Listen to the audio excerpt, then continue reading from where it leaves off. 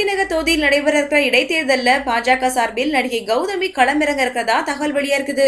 முன்னாள் முதல்வர் ஜெயலலிதா காலமானதால அவர் வென்ற ஆர்கே நகர் தொகுதி காலியாவே இருக்கு. இதையடுத்து ஏப்ரல் 12ஆம் தேதி அந்த தொகுதிக்கு இடைத்தேர்தல் அறிவிக்கப்பட்டிருக்கு. இந்த நிலையில ஜெயலலிதா மர்ம மரணம் குறித்து உண்மையை கண்டறிய விசாரணை கமிஷன் அமைக்கணும்னு பிரதமர் மோடி கிட்டக்க முதல்ல கோரிக்கை வச்ச நடிகை கௌதமி பாரதிய ஜனதா சார்பா நிறுத்தப்படலாம், இல்லனா இசையமைப்பாளர் கங்கைமரன் வேட்பாளர் நிறுத்தப்படலாம்னு தகவல் வெளியாயிருக்குது.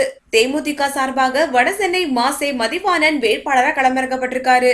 இந்த நிலையில அதிமுக சார்பில் எம்ஜிஆரின் வளர்ப்பு மகள் சுதாவை களமிறங்க திட்டமிட்டிருந்தாங்க. ஆனா இன்று ஆட்சிமன்ற குழு கூடி துணை பொதுச் செயலாளர் டிடிவி தினகரனை ஒரு மனதா தேர்வு செஞ்சிருக்காங்க. திமுக சார்பில் களமிறங்க போறது யாருங்கிறது குறித்து இன்று மாலை அறிவிப்பு வெளியாகும்னு எதிர்பார்க்கப்படுது. இந்த வீடியோ பிடிச்சிருந்தா லைக் பண்ணுங்க, வீடியோ பத்தின கமெண்ட்ஸ் போஸ்ட் பண்ணுங்க. மேலும் இது போன்ற தகவல் தெரிஞ்சுக்க எங்க சேனல் சப்ஸ்கிரைப் பண்ணுங்க. நன்றி.